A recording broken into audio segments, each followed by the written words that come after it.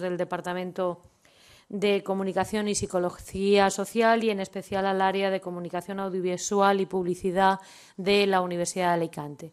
Para aquellos de ustedes que hayan venido de otras universidades o otros países a nuestra universidad, quiero que sepan que el área de publicidad y la titulación de publicidad es un grupo de investigación y es un departamento de los que tiene una mayor fortaleza en nuestra universidad y, por lo tanto, no nos sorprende que pueda acoger un encuentro de esta importancia como la que les reúne a ustedes esta tarde.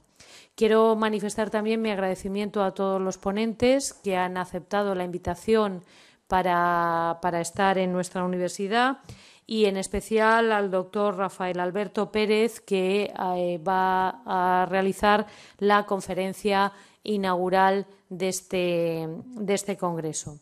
Espero que disfruten de su estancia en nuestra ciudad, en nuestro campus universitario, y les emplazo a que mantengan esa red y esas relaciones con los investigadores y con los docentes y estudiantes de nuestra universidad. Nada más, muchas gracias.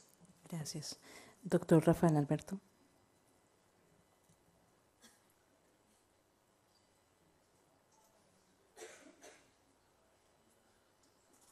Bueno, mi nombre, como ha dicho la presidenta y las profesoras, vicerrectora, es Rafael Alberto Pérez. Algunos de ustedes ya me conocen, de oídas, de leídas y de sufridas, porque hoy he estado con 3 exalumnas mías del año 89-90 en la Complutense.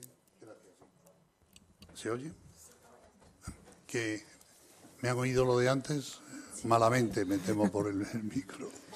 Que son, digo que algunos me conocen de leídas, de oídas y de sufridas, porque hay aquí exalumnas mías que hoy de los años 80, 90, que hoy son profesoras en esta universidad, lo cual ha sido también un encuentro muy, muy grato.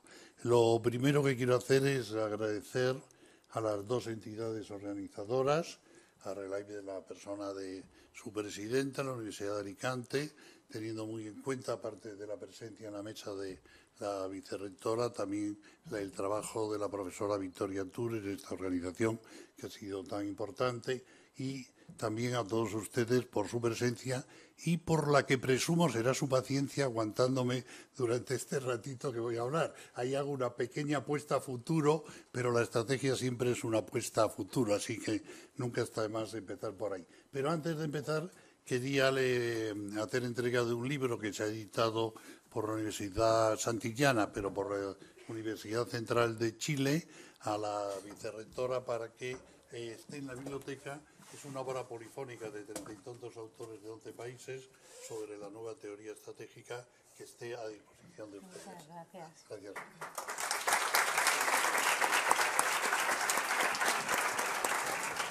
Debo aclarar que hay otro ejemplar volando en algún transporte hacia Colombia para que RELAIB tenga también su propio ejemplar, pero como que no se ha vendido, es una obra de ámbito académico, tampoco hay una excesiva abundancia o facilidad para conseguir estos ejemplares. Perfecto.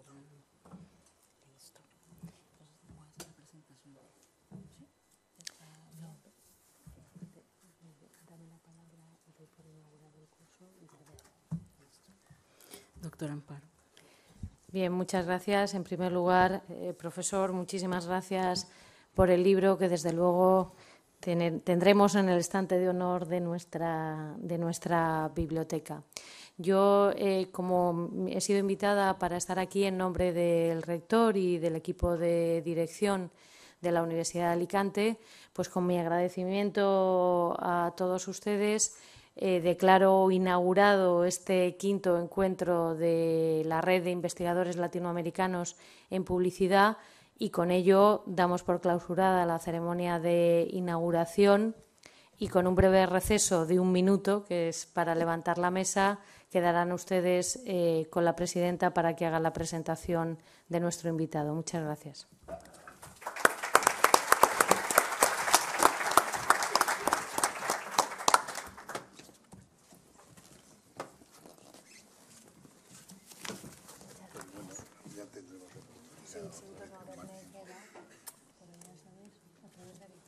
que estamos en contacto. Muy bien.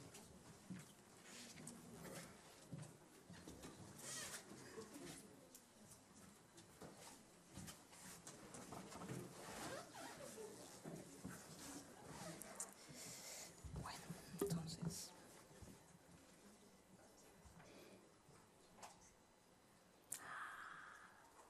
Sí.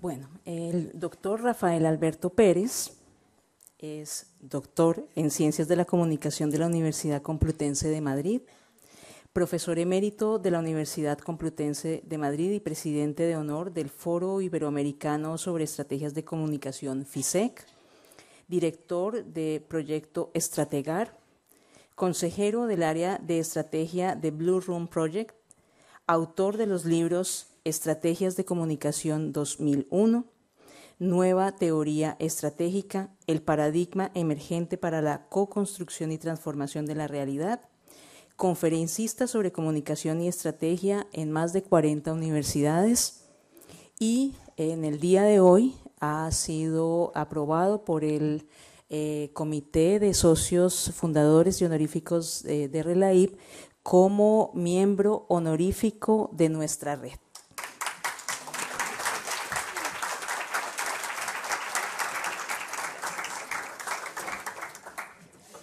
Muchas gracias. Menos mal que has terminado, porque yo digo que cada vez que se lee el currículum de alguien, cuanto más se alarga, más lo odian a uno.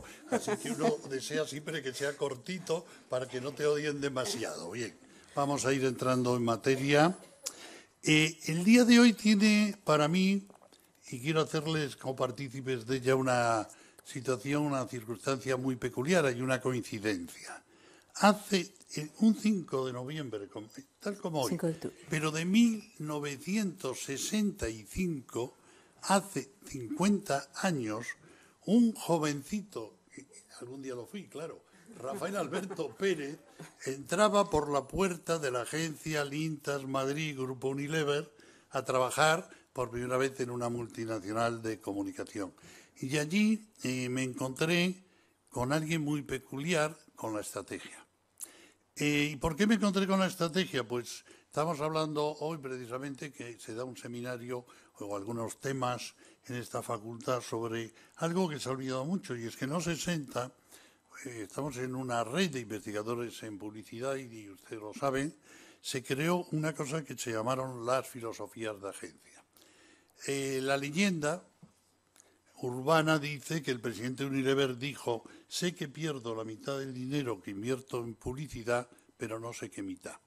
Y como consecuencia de esa frase provocadora, G. Walter Thompson creó el T-Plan, McCann Edison el Creative Rational y en el caso del Intas fue el 4D Plan, el plan 4 dimensiones. Era tal vez el más estratégico en el sentido de pensamiento estratégico de los tres. El Creative era más creativo, el de Walter Thompson más equilibrado, pero tuvieron una importante, significaron una importante reflexión. Y desde que conocía la estrategia ya nunca más me separé de ella. Por eso no les puede extrañar a ustedes que el tema de mi conferencia y de mi charla hoy aquí sea precisamente sobre estrategias de comunicación. En concreto, y dándole formato publicitario de valla en este caso, el tema que he elegido es un poquito largo.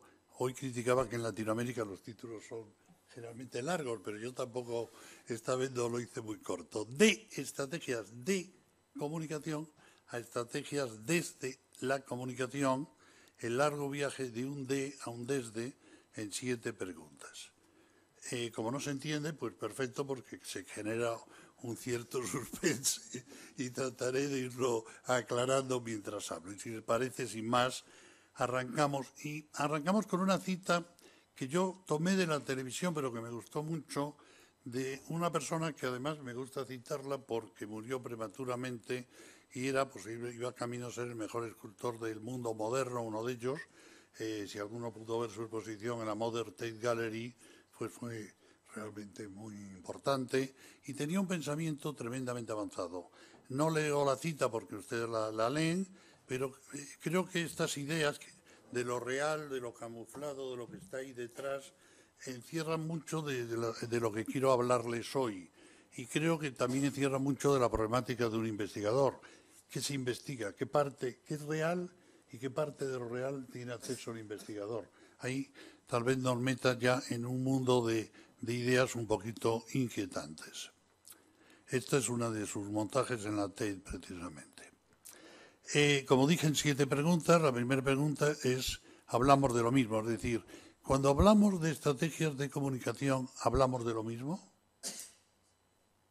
No está tan claro. ¿Qué son las estrategias de comunicación? ¿Cómo se investiga este objeto de estudio?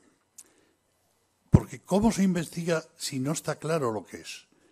Entonces, bueno, creo que no está mal acudir a Mario Bunge cuando habla de los 5 elementos del proceso de observación y el primero de ellos es el objeto de observación. Lo olvidamos muchas veces, vamos a hablar de estrategia. Ni Dios sabe lo que es estrategia a día de hoy.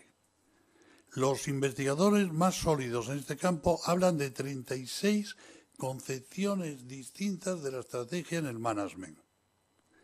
Si la estrategia es un monstruo con 36 cabezas, ¿cómo podemos llevarla a la universidad? ¿Cómo podemos teorizarla? ¿Cómo podemos explicarla? Es un problema muy fuerte el tema conceptual. No nos damos cuenta, nos parece un tema un poco rollo, un poco teórico, un poco alejado de lo práctico, y no hay nada más práctico que entender aquello que se maneja. Podemos entenderlo como una caja negra. Yo no tengo ni idea de mecánica de mi coche, pero entiendo mi coche. Si hubiera que repararlo, no valdría yo para repararlo.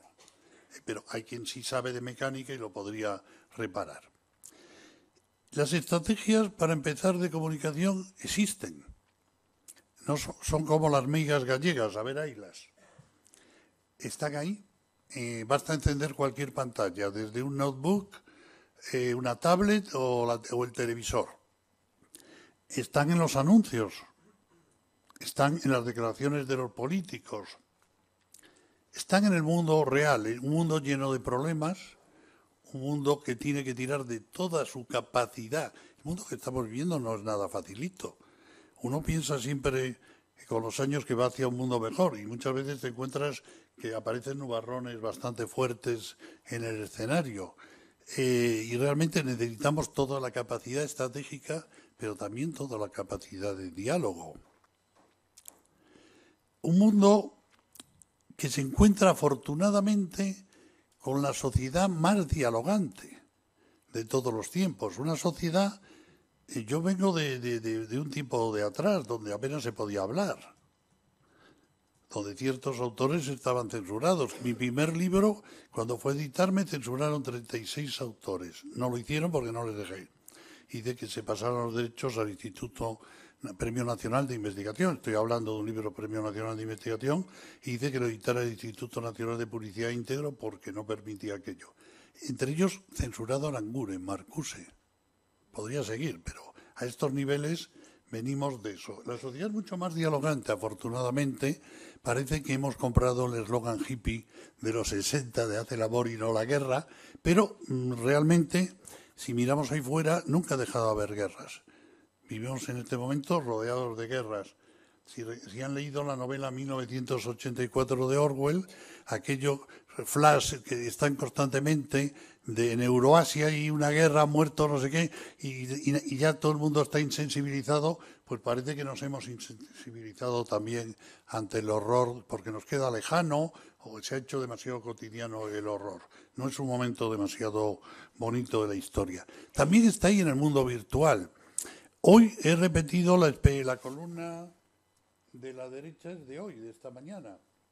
Estrategias de comunicación han subido, metida tal cual en Google, el buscador a 37.800.000.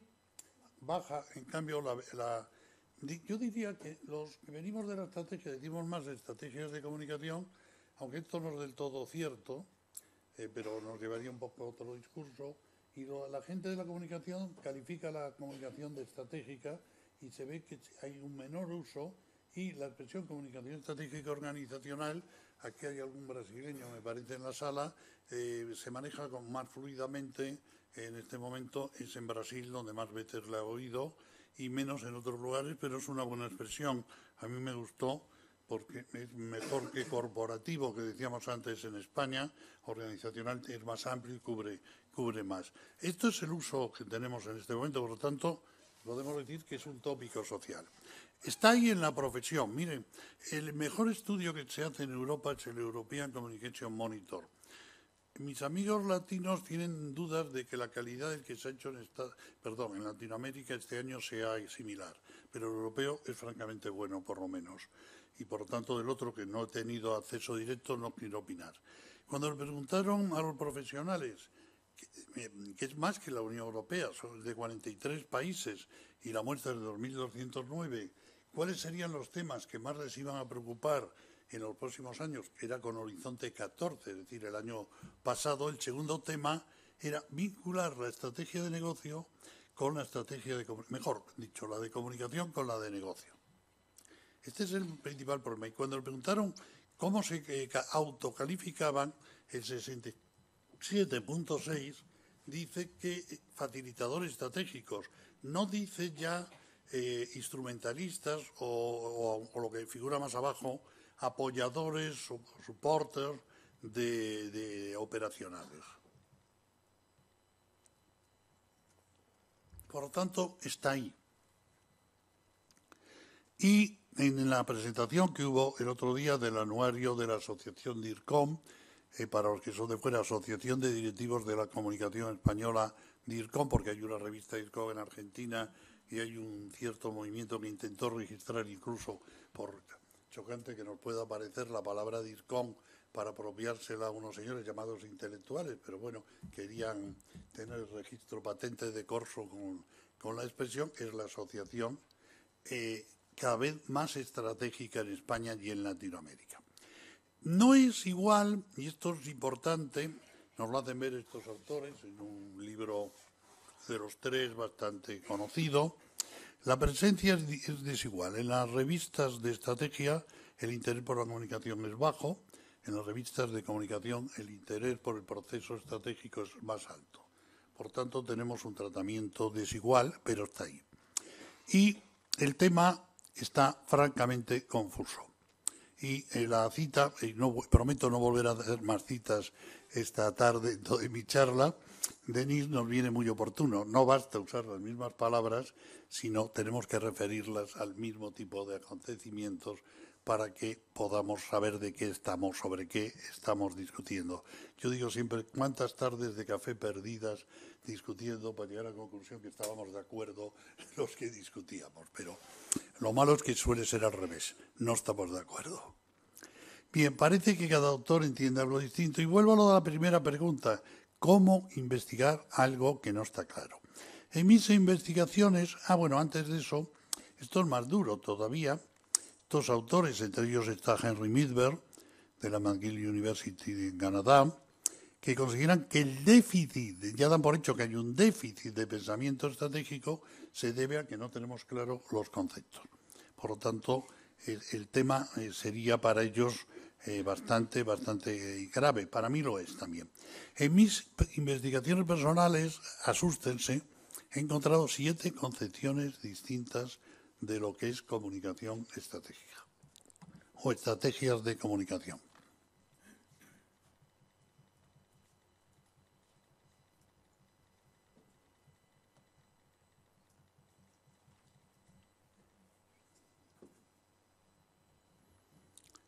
Algunas de estas concepciones tiene autoría y tiene referencias interesantes, pero no quiero complicarles demasiado la vida. Estos son los 7 concepciones. Algunas se parecen, pero si ustedes se fijan, no coinciden. Tenemos otra vez un monstruo de 7 cabezas. Los que nos encontramos en el grupo 7, y desde luego yo me encuentro claramente ahí, pensamos que la cosa es bastante sencilla. Claro, una comunicación estratégica cuando responde a los rasgos que implica el calificativo. Una mujer es bella, tengo la gran oportunidad de ser cortés y sincero a la vez, cuando tiene los rasgos de la belleza. Solo hay un problema. Esos rasgos, esos requerimientos de la belleza o de lo estratégico varían con el tiempo. Y lo van a ver enseguida. ¿Sería bella esta señora hoy? ¿Sería bella Brigitte Bardot y Hannah para los griegos? Les puedo asegurar que no. Ni la Venus de Milo es guapa hoy, ni estas bellezas atípicas, chatitas, morruditas, etcétera, no responden para nada al canon clásico de belleza.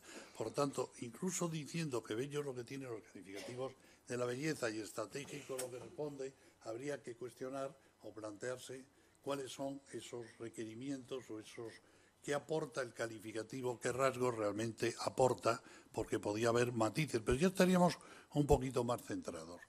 Resumiendo, la respuesta a la primera pregunta es claramente no. Hay 7 concepciones distintas y esa falta de consenso nos plantea un problema a profesionales y a investigadores. Por lo tanto, yo levantaría una alerta aquí en esta primera pregunta. La segunda pregunta es ¿cuándo surge la alianza entre la estrategia y la comunicación? Y verán, yo les pediría que intenten mentalmente contestarse a esta pregunta, qué momentos se vinculan las dos, y verán cómo hasta qué punto podemos engañarnos a nosotros mismos, otra vez con el problema de las palabras. La pregunta se podría formular de otra manera. ¿Estamos ante un viejo fenómeno que triunfa ahora, ante un nuevo fenómeno, ante un viejo fenómeno con una nueva rúbrica? ¿Dónde estamos? ¿Qué son las estrategias o la comunicación estratégica? Si vamos a la versión oficial, pues casi todo el mundo nos va a decir que la estrategia, como la palabra estrategia y la disciplina, nace en Grecia. Algunos se acordarán de Sun Tzu y añadirán China, no todos, ¿eh? Les puedo comentar, por los años me lo permiten, soy el primer autor que en España cita Sun Tzu fuera de las academias militares.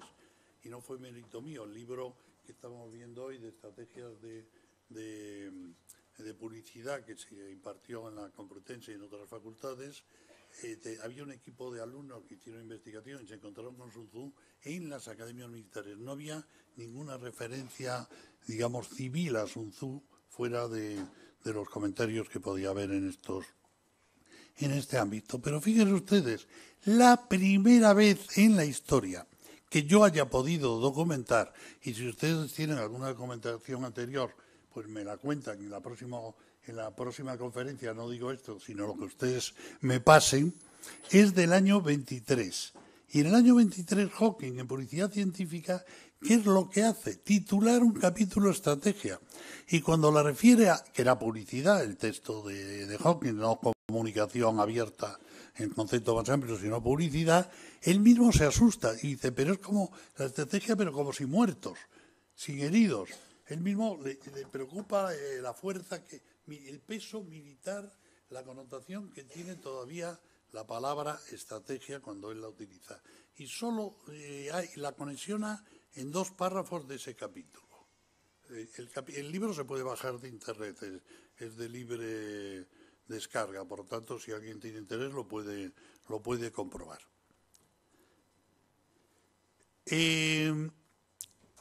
Antes de comentar esto, hay un tema. ¿Y por qué hubo que esperar a 1923? ¿Cuántos se lo estaban preguntando? Que levanten la mano. No hace falta. Pues una razón muy sencilla.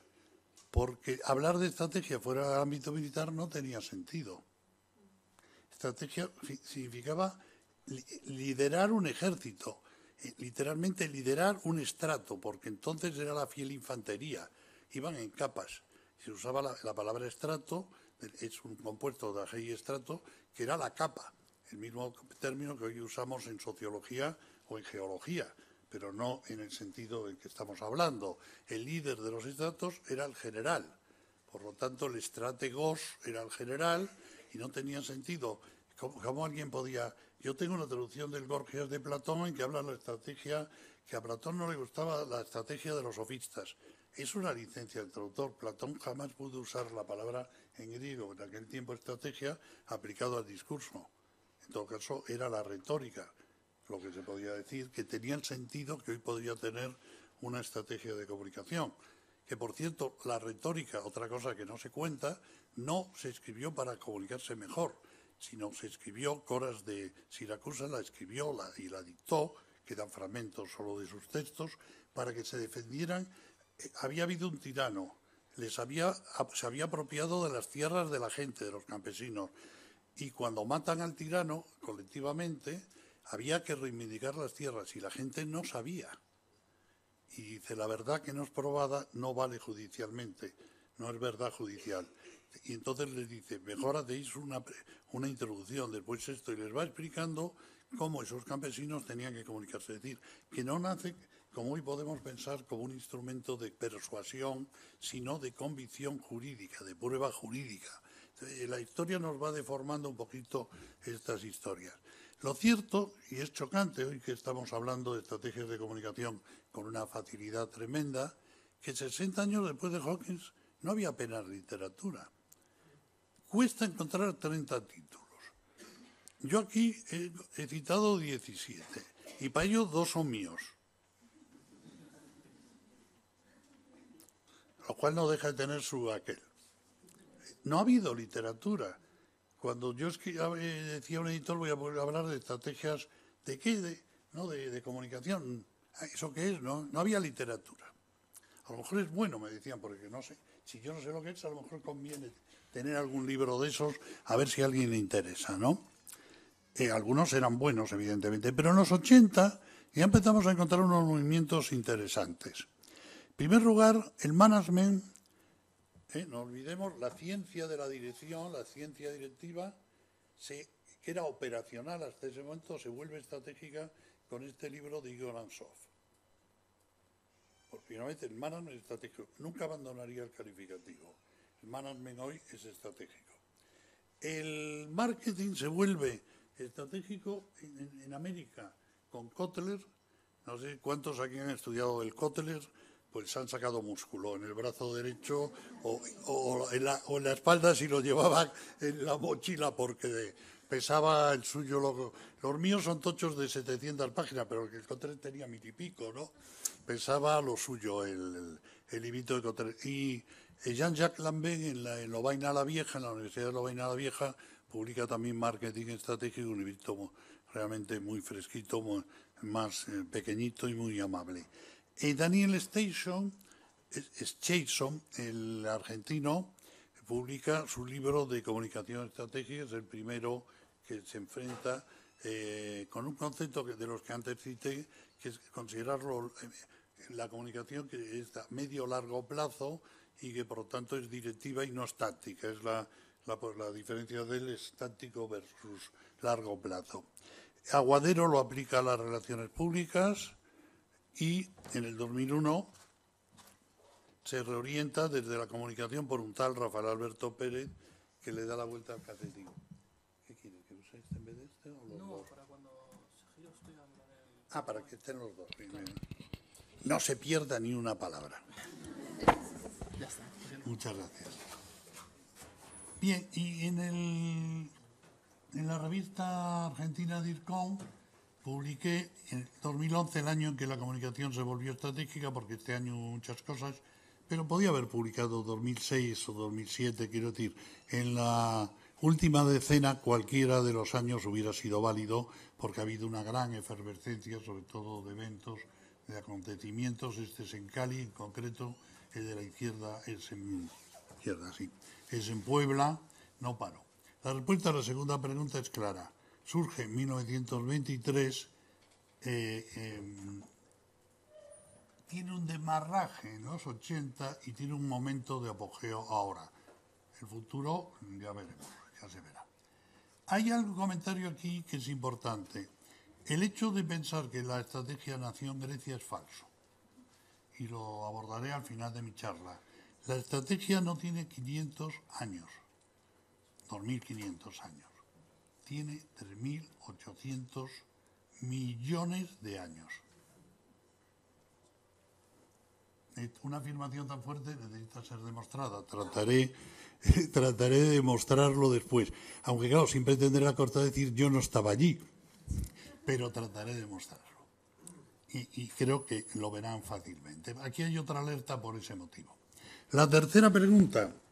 ¿Qué le aporta entonces lo estratégico a la comunicación? Parecería que esto podía ser bastante decisivo.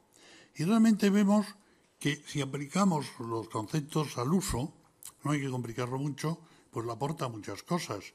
Actuación por objetivos, lo cual encauza la comunicación, intencionalidad y dirección, decimos que las estrategias son rutas para llegar a nuestras metas, concentración y canalización, porque si me salgo de la estrategia me salgo del canal, de la ruta, concentración de esfuerzos y anticipación ante el futuro. Evidentemente esto queda muy bonito así con una autopista, pero les recuerdo que en la Edad Media y en otras épocas no había autopistas. La cosa no era tan fácil. En primer lugar, yo diría con esta otra imagen que tal como en el Jason hemos visto, metas a medio o largo plazo. Ahora vivimos un problema. El manager vive en el corto plazo porque vivimos no aquí y ahora, vivimos ahora y en todas partes con el iPhone. Con lo cual estamos en un mundo ubicuo e instantáneo, no ya acelerado sino instantáneo. Con lo cual se plantean problemas, se distrae mucho la mentalidad directiva que estaba al medio o largo plazo por el corto plazo. ¿Cómo atender el corto sin desatender el largo? Tal vez sea el problema estratégico del $1.000.000 en este momento. Pero tampoco las carreteras eran tan rectilíneas. Para ponerlo un poquito más complicado, y hay bastantes latinos en la sala, les invito, yo ya lo he hecho, ¿eh? ¿Conocen esta carretera alguien? Vista desde arriba, las 22 curvas, es la carretera que une Mendoza con Chile, Argentina con Chile. Lo hice 5 días después del deshielo y estaba normalita, con lo cual, claro, menos riesgo en las 22 curvas, pero perdió belleza. La vista se te pierde ya. Pues muchas estrategias tienen que dar 22 curvas para llegar. Son rutas para tus metas, sí, pero a veces las rutas se las traen también por las vueltas que tienes que dar. Eso que se ve ahí abajo es dos autobuses que están subiendo. Tienes que frotarte los ojos para entender qué demonios estás viendo ahí. Bien, y ya se dijo, es una frase se atribuye a Kurt Lewin, pero no la dijo él, se dijo antes que el futuro es importante porque en él pasaremos el resto de nuestras vidas. Piensen en mi caso, yo soy un gallego, como gallego coruñés rodeado de mar por todas partes, menos por la Torre de Hércules, que vivo en Madrid. El punto más cerca de mar que tengo es este. La Comunidad Valenciana, algún lugar, 400 y pico kilómetros. Y cuando pienso en dónde me gustaría el futuro que me gustaría, pues lo pienso tirando un poquito a la caribeña por el azul turquesa del agua. ¿Sí? Pero pienso en eso. Pero pienso más, claro, uno piensa más, pienso en esto. Claro. Y eso es lo que pienso, ese es el futuro que me gustaría. ¿Cuál es el riesgo entonces de tener una mala estrategia? Pues, por ejemplo, ¿lo han visto? No, pero creo que no todo el mundo. Lo repito. Ese es uno de los riesgos de una mala estrategia. Y el otro riesgo es vivir el futuro que no querrías vivir. Este chico, con lo mucho que valía, con lo mucho que prometía, se nos perdió. ¿Qué ha pasado aquí? ¿Cuántas veces? Esta empresa que iba tan bien, de pronto ha apostado por bazas que no debía haber apostado o metido en temas que no debía haberse metido. Y entonces empiezan a aparecer los nubarrones. A pesar de esos nubarrones, nos han vendido la estrategia, o nos han querido vender la estrategia como la ciencia del éxito. En primer lugar, yo les diría que tengan mucho cuidado. Éxito es un concepto muy traidor y no deberían caer en él. Pero hay muchísimos libros en este planteamiento. Sí, pero ¿qué nos enseña la experiencia? Que muchas empresas no solo no tienen ese éxito, sino que no llegan vivas a su futuro. Enron era la segunda empresa más grande del mundo del sector energético. Ya no está. Cuando yo era joven, en España se decía que viene un Arturo. Arturo era genérico de consultor en España, en otros países lo sé. Ya no existe. ¿Y qué es la realidad? Fíjate, ¿qué demonios hace un profesor de estrategia diciendo que esto no vale para nada? Pues bueno, debo ser muy tonto cuando vendo tan mal la mercancía, ¿no? Pero esto es muy triste. 5, esto sale en todas las encuestas que se ha hecho en Colombia, en Argentina, en Estados Unidos, 3 en España, no sé. Los datos puede haber pequeñas variaciones. Los países las culturas son distintas, las empresas distintas, las muestras distintas, pero los datos se parecen peligrosamente mucho el uno al otro. Esto es lo que está saliendo como resultado. ¿Esto es la ciencia del éxito? Que venga Dios y lo vea. Completo, para los que no son españoles, Pulset tenía más que tiene, porque no se ha retirado el programa del todo, pero ya no está ahí, realmente por la salud de Pulset, uno de los programas de mayor audiencia en divulgación científica, que era Redes. Y en este programa dijo que un anuncio, recibimos un anuncio nuevo cada 15 segundos y 9 de cada 10 fracasa. Y tenía 28 citas aquí diciendo lo mismo, y dije, mejor no. Se repetía mucho. Entonces hice una tontería mayor. No, en Google nadie mete una pregunta, bueno, se puede meter, pero no es lo más normal. Metes una frase, pero no una pregunta. Preguntado tal cual, ¿por qué fallan las estrategias? Da 795 resultados. Un día tal como hoy, o sea, hoy, 5 de octubre de 2015. 795 señores hablan de por qué fallan las estrategias. Eso sí es un tópico social. Bien, pues yo diría que algo se está haciendo mal. ¿Y quién lo está haciendo mal? ¿Quién tiene la culpa? Maravilloso, ustedes. No estoy de broma, es lo que dicen las Business School. La culpa son de los operadores estratégicos. Todo menos reconocer que la teoría estratégica que están enseñando es una auténtica porquería. Todo menos eso. ¿Cómo van a reconocerlo? No se sostiene teóricamente. Y lo saben, que es peor. Como lo saben, despejan balones. Lo van a ver. Por ejemplo, la lista, tiene muchas listas de 10 razones por qué fracasan las estrategias.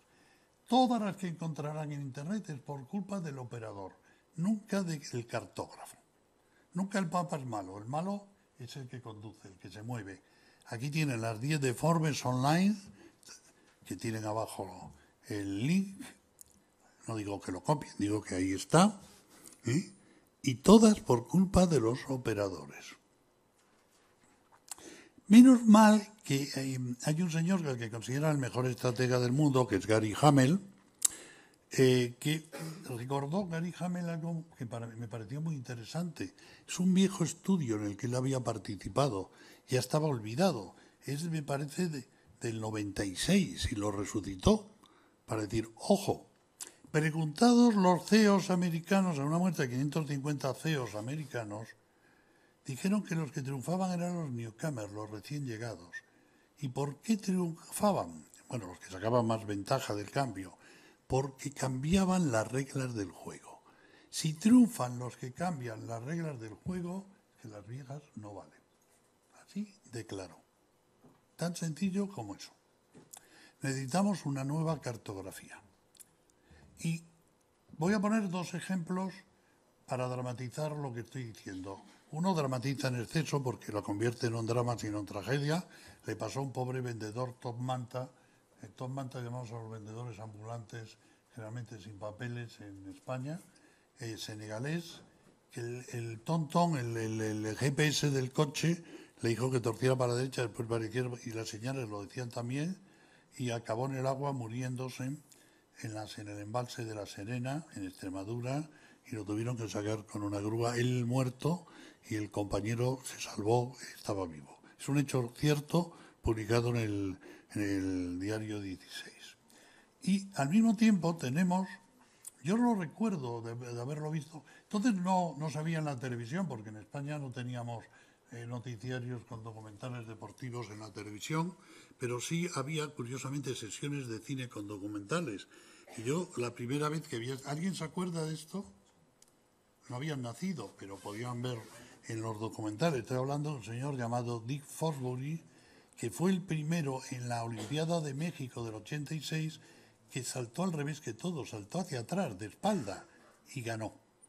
Desde entonces todos los buenos saltadores saltan de espalda. Es decir, que ante un problema hay que ir a una solución. Lo que no podemos seguir es perpetuando por confort de los profesores, que es peligroso atacar el mainstream, la corriente, el paradigma principal, o al profesor principal, o lo que está de moda. Creo que los profesores académicos tenemos que perder el miedo que nos ha atenazado el proceso curricular de los profesores. Es conservador y mantiene tradiciones pedagógicas insanas. Debe ser modificado. Y lo pido y lo reivindico. No servirá para nada. Lo copiamos de los americanos y ahí está.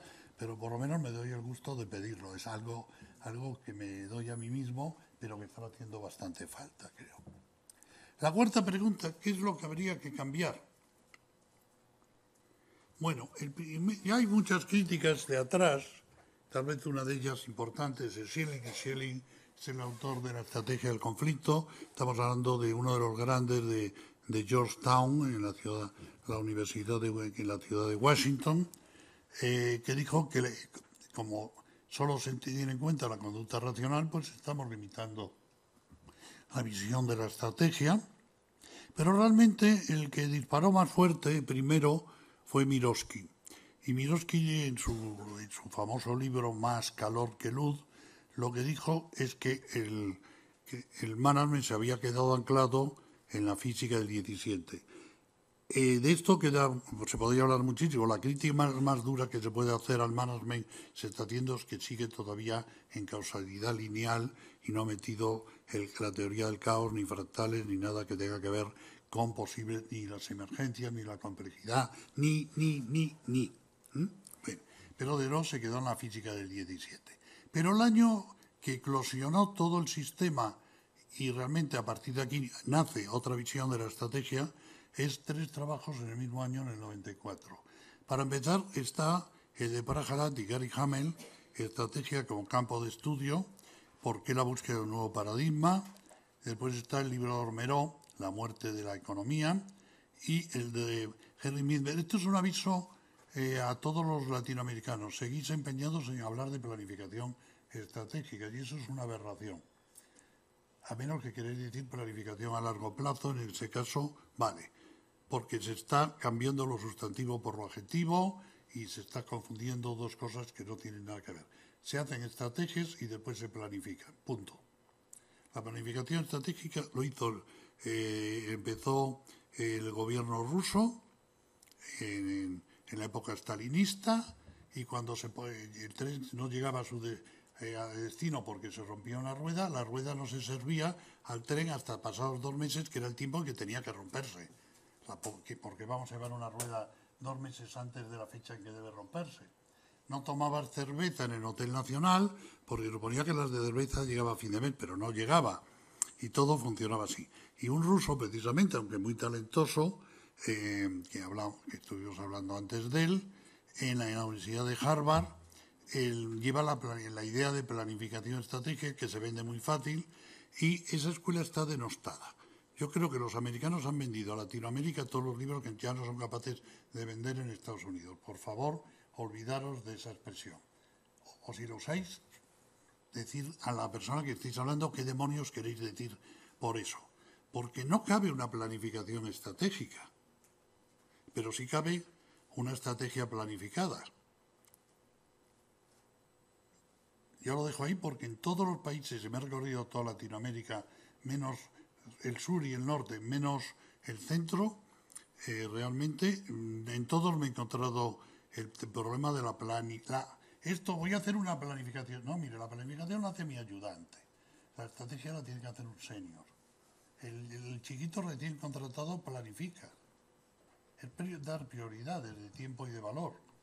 generalmente de tiempo, porque las de valor tampoco las da él. Pero bueno, aquí algunas reflexiones podían hacerse. En la búsqueda de un nuevo paradigma fue importante y quedó ahí. El libro que acabo de entregar dice Nueva teoría estratégica, el paradigma emergente. Por lo tanto, se consideraría en este momento que la nueva teoría de la que voy a hablar podía ser ese paradigma que pedían en el año 94, por lo menos lo consideran 34 autores de 11 países latinoamericanos, iberoamericanos, porque hay portugueses y españoles. Y en el libro de Ormerod tengo un comentario únicamente que la portada es esta, con la soga, y yo dije, hoy tengo que comprarlo. El otro día me digo, no, estoy hablando de él y no lo he leído. ¿Qué pasó? Sí, lo tengo en casa. Ni se llama así, ni hay soga.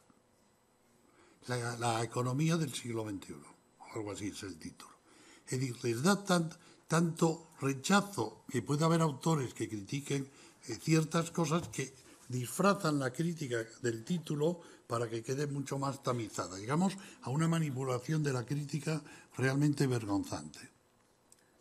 Bien, un año después, en una obra que no podía ser sospechosa, porque ven ustedes, es el Financial Times, no es precisamente una editorial muy heterodoxa.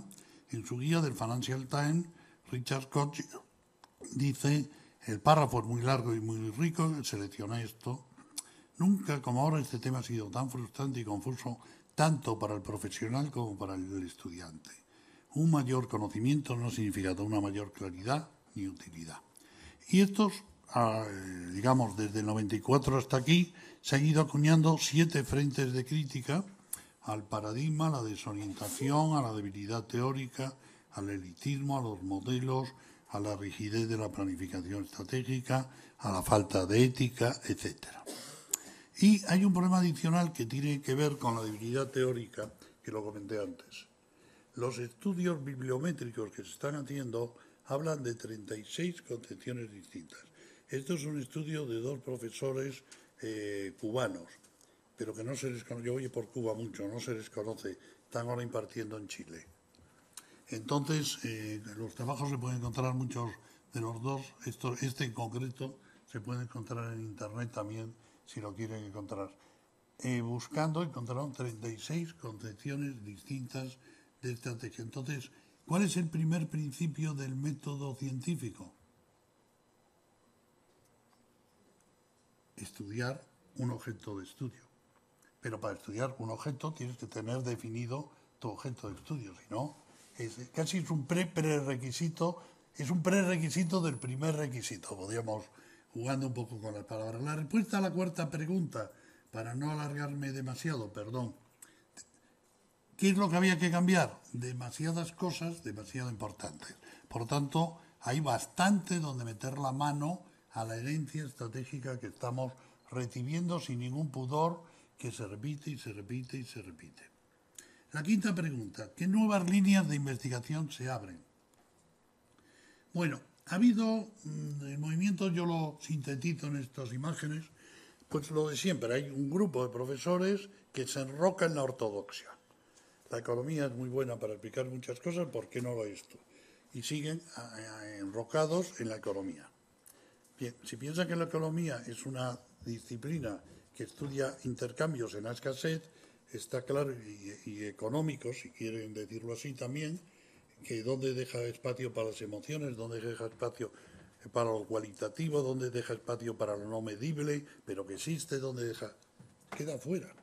Con lo cual tenemos una disciplina que, por razón del paradigma, deja fuera de estudio muchas cosas que son muy, muy importantes en la vida real. Una vez esto me pasó en Colombia, en la Universidad de Colombia, un profesor me dijo, profesor, me gusta mucho, y pues te viene como los ingleses, elogiando para cascar después. Lo que usted ha dicho, pero lo que no se puede medir no existe. Y yo cuando me atacan suelo ser rápido. Entonces dije, perdón, una pregunta un poco personal. ¿Está usted casado? Sí. ¿Bien casado? Sí. ¿Quiere usted mucho a su mujer? Sí. ¿En qué unidad de medida mide el cariño que le tiene a su mujer? Se acabó la discusión. Claro, muchas cosas importantes no se pueden medir. Vale. Por lo tanto, un grupo se enrocó, se defendió y se protegió ahí. Los supuestos que plantean no tienen que ver nada con la antropología del mundo real. No tiene nada que ver con la psicología del mundo real, como demostró el Premio Nobel de Economía del 2002, que es psicólogo de la economía, Daniel Kahneman. No tiene que ver con nada del mundo real, pero siguen ahí. Otro grupo tiró hacia lo que podríamos llamar la complejidad, la no linealidad, etc. Pero no fue una autopista con una línea como esto. Aquí ha habido varios grupos, digamos, que fueron en esa dirección, pero en varios senderos. El primer sendero, que es peculiar, son los poquitos, los deditos de la mano que son capaces de rectificar. Y donde dije digo Diego. Uno de ellos, el hombre que más éxito había tenido con un libro, antes de Porter, este es el libro más vendido en la historia del management, En busca de la excelencia. Es ex McKinsey, Waterman también era McKinsey, cuando escribe el libro que era McKinsey, y Universidad de Palo Alto, en California. Lo conozco personalmente y hemos hablado de estos temas, no muchas veces, las veces que he tenido oportunidad. Ha tenido la honradez de cuando aquí publican los 8 factores de excelencia, igual que las fórmulas chinas, las 7 recetas para el no sé qué y para el no sé cuánto. Y al cabo de un año ya iban por más, no sé, 30, 40 ediciones, y habrá que retocarlo un poco, lo dice Waterman. Sí, pero hay un problema. Nuestras empresas excelentes, 10 han quebrado y 12 están en suspensión de pago. ¿Qué hacemos? Y nuestros factores de excelencia ya no lo son. Los revisamos y dicen, no, en un mundo que cambia tan deprisa, tan turbulentamente como dijo Ansoff, no cabe factores de excelencia fijos. Próximos libros, ahí los tienen. Caos. Se pasa al paradigma emergente, cambia de paradigma. Esto lo han hecho muy poco, porque incluso el otro que voy a citar, ya hablé antes de él, de su tocho, de cuando éramos estudiantes, Kotler lo ha publicado, ya es muy mayorcito. Generalmente a estas edades se publica con un autor joven que hace el trabajo más grueso y el otro lo publica y lo autoriza. Tenemos que reconocer que será muy diferente, pero puede ser diferente porque cambió el entorno. No llega a decir que la diferencia puede venir de que parte de la teorización tampoco era consistente o sería consistente hoy. Entre la segunda línea están los que hacen mezclas. Y, por ejemplo, la primera línea, primer antecedente, es la empresa y su entorno. La empresa y su entorno es la teoría de la contingencia, Lawrence y Lord, se mezcla con la ecología. La ecología, como saben, es de un alemán del siglo XIX, Haeckel, un austriaco, para ser más exactos. Y también está, este es Maturana, Humberto Maturana, los que tiran por la línea de la biosistémica, es una línea muy interesante, chileno Maturana con Francisco Varela, la neurociencia, bueno, aquí está la ecología de los medios, del representante más importante latino es Octavio Irlas, Lance Strait son los herederos de McLuhan, por situarnos un poco, la neurociencia, Damasio y las emociones, para Dodd, etcétera, Kahneman, pero bueno, no quiero pararme. Galindo, Jesús Galindo, la economía del caos, el manifiesto, el Club del Manifiesto, Gumucio Dagrón, si ustedes son latinos, es justo en una red latina hacer un homenaje al boliviano Gumucio Dagrón, porque todos somos herederos de su teoría con Ramiro, Beltrán, que acaba de fallecer,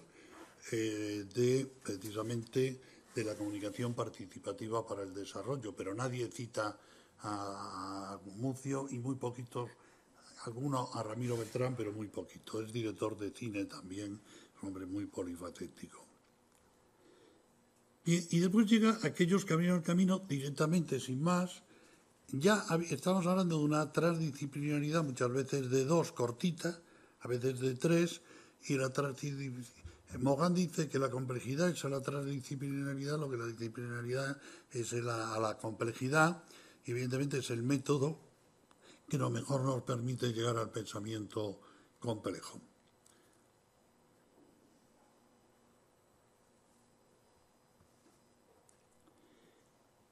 Entonces, ¿cuál es la respuesta? Pues hay varias líneas, unos se defienden, otros van a la complejidad. Dentro de estos hay varios senderos y la más fructífera va directamente a la complejización y, curiosamente, encontramos que ¿quién lidera esta línea? Los estudios de comunicación. Somos los comunicadores los que nos estamos tirando más de la estrategia hacia la complejización.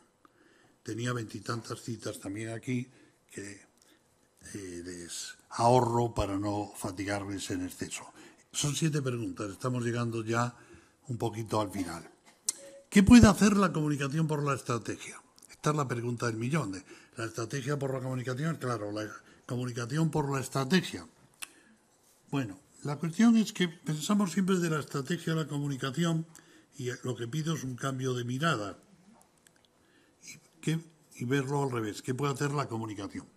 Hace unos años, si nos preguntaran, a mí mismo o cualquiera creo que estuviese aquí, ¿qué podía hacer? Diríamos, pues persuado, en marketing uso la publicidad para vender, siempre una visión instrumental, coordinar, compartir, difundir, hay mucho de visión difusoria. Pero hoy no, hoy diríamos que organiza la acción, diríamos que sirve de eje vertebrador, diríamos que sirve para dialogar y articular, pensemos en sistemas digitales, ser el lugar desde el que observar e interpretar la realidad. Es el más importante y ahora lo comentaremos. Un flash punto por punto, una cita de Mogán de nuevo para organizar. No se concibe la estrategia como organización de la acción sin la comunicación, son partes inseparables.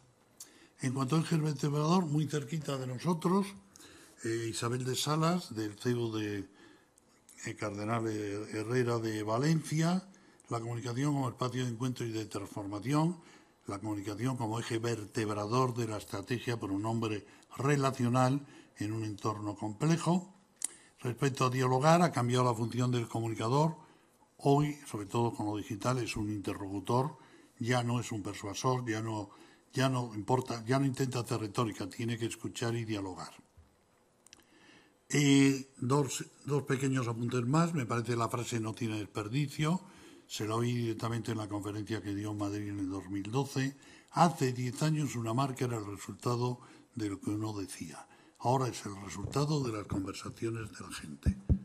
Ya no existe ese mundo en que controlamos lo que pasa ahí fuera. Lo podemos ayudar a encauzar, lo podemos promover, lo podemos hacer viral. Podemos hacer pequeñas cosas, pero son los de fuera los que tienen. Y me quedo con el primer punto del Club 3 Manifiesto: los mercados son conversaciones. No se había dicho nunca tan fuerte. Un lugar desde que observar la estrategia, la realidad. Y tomo una cita del último libro que acaba de publicar Jesús Galindo Cáceres, el gran investigador y teórico mexicano. La cuestión es si es posible percibir un ámbito de fenómenos y asuntos desde un punto de vista que se conceptualice como comunicación. Y la respuesta es sí, es posible.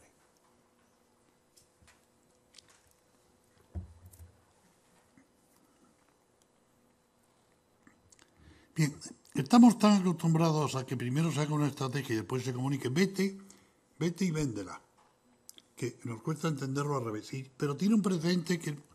¿Por qué no aparece aquí? Pues no. Bueno, aparece después.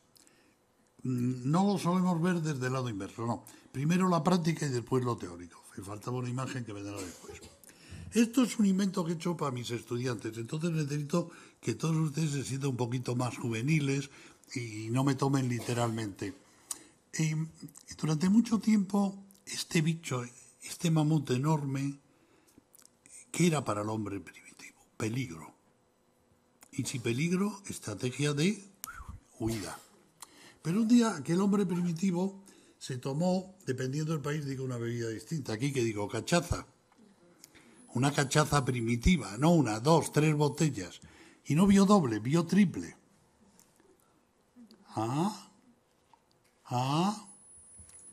Y si hay mucha comida, estrategia de caza. Y si hay negocio, Mamut Burger King. Ocurrió así con la piel de los mamuts se hacían las tiendas de campaña, con los costillares se apuntalaba y con las defensas, que era más marfil, se hacían útiles ornamentos, no útiles, ornamentos que aparecieron a cientos de miles de kilómetros de distancia. Es decir, la realidad no sería como la acabo de contar, es una esquematización, pero no debió estar muy lejos. Fíjense lo que estoy diciendo. La comunicación no está al final de la estrategia, está al principio, porque según sea nuestra interpretación de la realidad, optaremos por una, y eso es un hecho semántico, por lo tanto pertenece más a nuestro territorio, por una estrategia que por otra. Por lo tanto, en la cueva, en el origen, está la comunicación, no está solo al final. Y por otro lado, en el mundo teórico, que era lo que yo esperaba antes, ya lo dijeron Ruech y Bateson.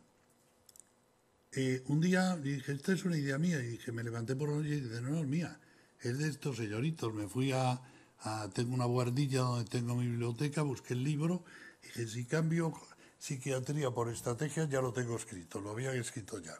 Este libro, basta cambiar una palabra, no hace falta mucho más, está todo dicho ahí. Bien, y en el 2001 propuse eso mismo, que replanteáramos la estrategia desde la comunicación. Fíjense ustedes lo que les estoy pidiendo, ¿eh? No le pido que comuniquen la estrategia, les digo que replanteen toda su visión de la estrategia desde una matriz relacional, humana, que es la comunicación, que es lo que propusieron Ruech y Bateson para la psiquiatría. No lo miremos como algo de loquitos, ni desde la mente, miremoslo desde el mundo de las relaciones, cómo la gente se relaciona entre sí.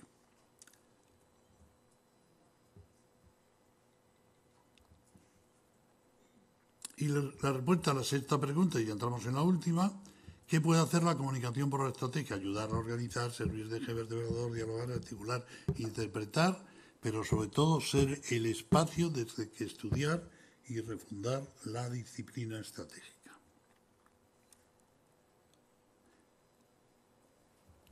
Ahora voy a decir cosas muy raras, así que espero que nadie se muera del susto ni se me escandalicen. Muy raras, y yo creo que cambian todo para bien, porque en el fondo el resultado es más fácil, a pesar de que parezca raro lo que les voy a contar. Bien, en primer lugar, en el 2009 desarrollo con la profesora de la Universidad Nacional de Rosario en Argentina el libro Hacia una teoría general de la estrategia, que como ven está presentando ahí el que era entonces secretario general iberoamericano, el uruguayo Enrique Iglesias. No Enrique Iglesias de Singer, sino Enrique V. Iglesias. Un poquito más feo para las chicas que Enriquito Iglesias, ¿no? Y que Julito Iglesias. El otro es Sebastián Cebrián, director de Asociación DISCON. Esto es la presentación en el espacio de la Secretaría General en Madrid, y la coautora Sandra Masoni, que nos acompaña. Entonces propone 7 cambios. Trabajar sobre nuevos paradigmas centrales basados en la ciencia actual y no la del 17, haciendo caso a Miroski. Por lo tanto, complejidad, multidimensionalidad, fluidez, la sociedad líquida, el paradigma sociológico actual, y a veces caótica. En el sujeto, para nada el actor racional o solo racional, sino el hombre relacional. Tuve el gusto, comparto mesa con la presidenta colombiana y muchos colombianos, de conocer personalmente y compartir bastante tiempo de trabajo con Guillermo Hoyos. Yo creo que lo habrás conocido, ¿no? Guillermo Hoyos fue posiblemente uno de los pensadores más importantes, yo creo, poco conocido por el pueblo colombiano. Me chocó cada vez que miraba eso, muy conocido por los intelectuales, y me dijo, yo ya trabajaba, Rafael, con el hombre relacional. Es decir, varias personas que nos unimos en este trabajo, estas ideas, ya lo habíamos dicho por separado. Es el largo de relacionalidad. Piensen ustedes, y esto es muy importante, aunque me pare aquí un minuto más, y espero que me concedan también un minuto más después para terminar, y no se me fatiguen demasiado pronto. Maturana dice una cosa tremenda. Dice, si coges una cabritilla recién parida y la separas de la madre antes de que la madre le quite a la metáfora la placenta, no será nunca social, nunca jugará con las otras cabritillas. Dice, lo hemos hecho varias veces, es un cruel, pedimos que no se repita este experimento. Créanos, porque es auténtico. Esto es la anotación de Maturana. ¿Qué significa? Que pensamos en términos hoy día, la sociedad ha comprado el genoma, no ha comprado el fenoma. El fenoma es el genoma en interacción con el medio ambiente y la madre lo despliega. En Argentina tengo un amigo que ha desarrollado métodos para curar a niños que no han sido abrazados por sus madres. Son todos neuróticos peligrosos. Es decir, la falta... Yo he llegado a conocer el marido de una amiga mía, que él es inglés, su madre nunca lo tocó, y un día yo lo toqué y fue como una descarga de electricidad. Pegó un bote y se alejó 3 metros, yo creo, del bote que pegó, porque le violentaba tremendamente. Es el tacto. Esto está bastante bien en una obra muy, muy bonita de teatro que yo se la vi a Darín y compañía, que se llama Ars. Tal vez alguien la haya visto. Piensan que la discusión es sobre arte moderno. No, incluso Ars es importante porque tiene las letras del número de personajes. Hay una versión que pone Ar o Arte, pero no coincide. Entonces, Ars es el de Reza Pahlavi, creo que se llama la autora libanesa que la estrenó afincada en París. En la organización pensamos, tengo una empresa muy grande, una universidad muy grande. No, ¿qué talentos tiene? No me hable de sus ordenadores. No, pues mire, ¿qué hablamos de esa pequeña universidad donde estaba Einstein por un lado, donde estaba John Monaghan por otro? A veces hay películas de Hollywood que lo ponen en tono cómico, con Walter Matthau haciendo de no sé quién. Pues bueno, resulta que en Princeton, un momento que estaban el de principio de incompletud, estaban todos. Hasta estaba el loquito que murió el otro día en un taxi en New Jersey, el premio Nobel de los juegos de suma distinta de cero, que tenía esquizofrenia, Beautiful Mind. Si han visto la película, estaba ahí después, un poquito después, desarrollando sus ideas. Bueno, en el enfoque de ciencia del conflicto es muy importante. ¿Por qué la estrategia tiene que ser la ciencia del conflicto? ¿Es lo que queremos, ganar guerras? ¿O quiero articularme bien con mis públicos para que me compren o con mis proveedores para avanzar más? En la matriz, que es lo que hemos venido hablando antes con lo de Ruiz y Bateson, en vez de la economía, es transdisciplinar, sí, pero una matriz unitaria. Muchas visiones, pero una matriz. Y métodos y modelos, que es lo que estamos ahora. Aquí está Guillermo Hoyos, por cierto, el segundo de arriba de la izquierda. Conocerán algunos de ellos seguramente. Hemos recibido apoyos de gente muy importante. Martín Serrano, para los de fuera que no conozcan tanto a los españoles, o José Luis Pinillos o Francisco Aguadero están aquí entre los españoles.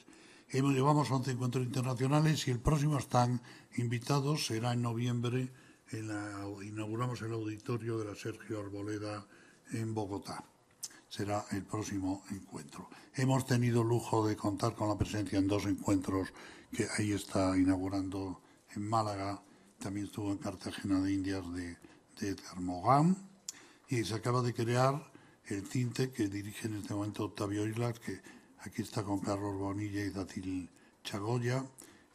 Octavio Islas está como profesor ahora en Ecuador, es el mexicano, como saben, y podemos decir que hoy es vista como el paradigma emergente que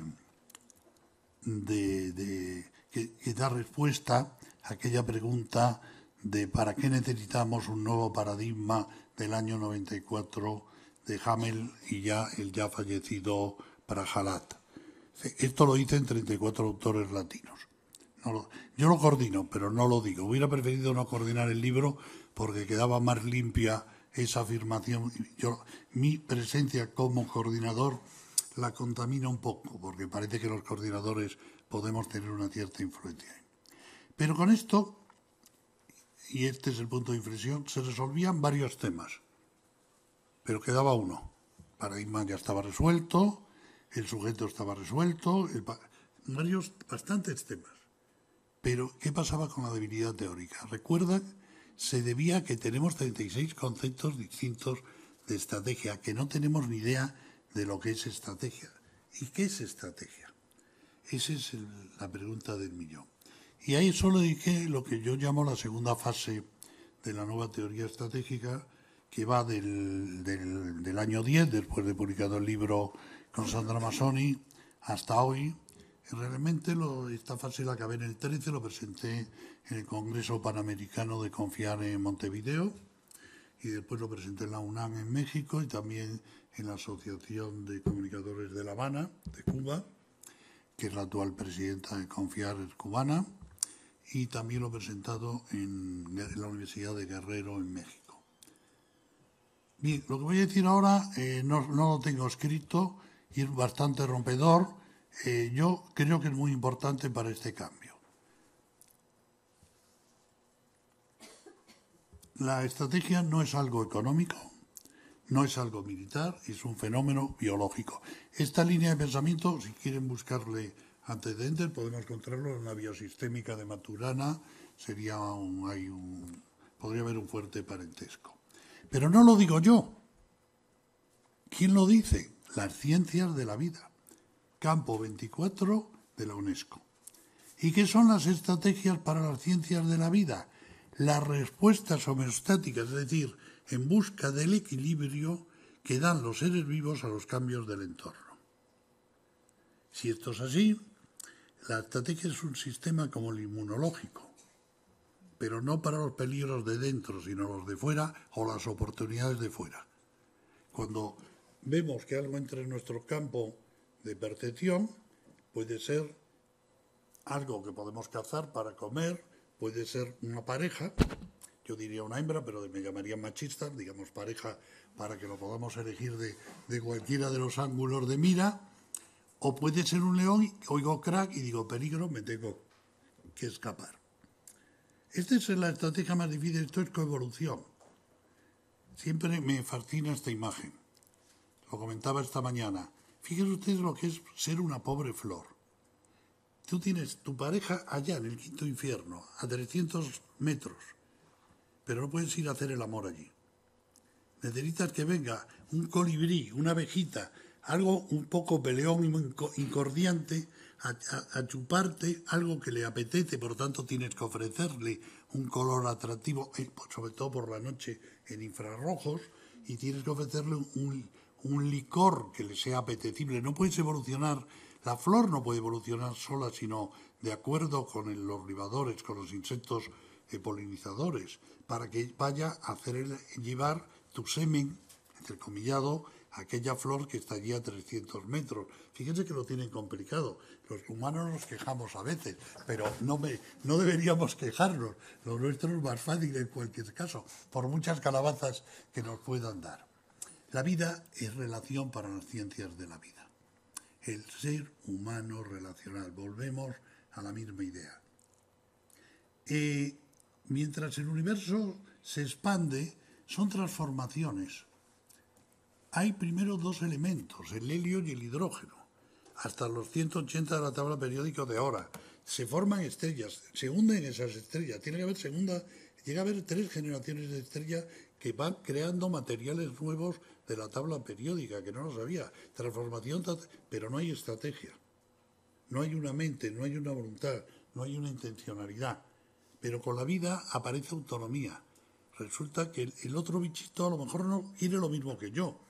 Resulta que ese señor quiere el mismo puesto de trabajo que yo aspiro a él resulta que quiere el mismo territorio en el que yo vivo, y me vienen los equeménidas, o sea, los persas de Tiro el Grande, a Grecia, y es ahí donde tengo que crear la llamada estrategia para defender el territorio.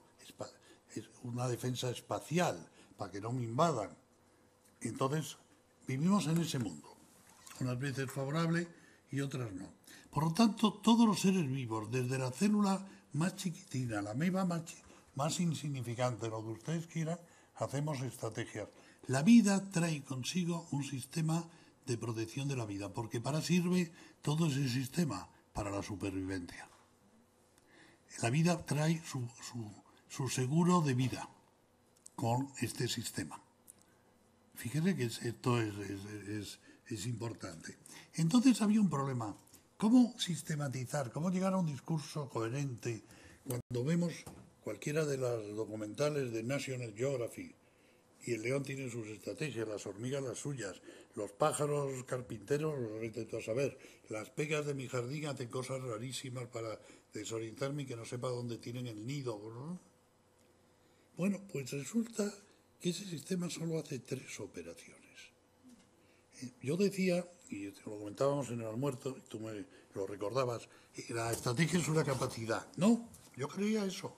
No, la estrategia es un sistema que administra las capacidades de cada filo. Hace 3 cosas en todos los sistemas vivos, nada más, ahora las comento, pero como las capacidades son distintas, los resultados son distintos también. En primer lugar, como ven, es un sistema de escaneo, pero si vemos un peligro, pues salimos por patas. Escaneamos nuestro campo perceptivo. Lo hacemos los humanos también, sin darnos casi cuenta. En algunas películas de espías que se ven cómo hacen training de espías, hacen 2 cosas, que es eso, y abrir una nevera en muy pocos segundos tienes que decir qué ítems hay en ese frigorífico porque tú tienes que ver qué es lo que te cambian. Es decir, cuando entres en tu casa tienes que saber si ha entrado alguien antes que tú. Yo lo noto mucho y le digo a mi mujer, ¿qué pasa que eso no está en su sitio? No, pues no vino nadie. Ah, sí, hoy me dijo la asistenta que pasa. Es decir, claro, es que si ha pasado alguien y tú no lo sabes, hay un riesgo de seguridad en la casa, en la oficina, en lo que sea. Evalúas, ahí puedes todo predecir, sería mejor poner palabra evaluar. Evalúas si eso que ocurre es una oportunidad, un riesgo, hay algo ahí. Lo que detectas son discontinuidades. Peter Drucker en su libro La era de la discontinuidad. Detectamos cosas que nos llaman, algo no encaja ahí. Y si es muy fuerte la discontinuidad, actuamos. Si yo veo un mosquito aquí, no actúo.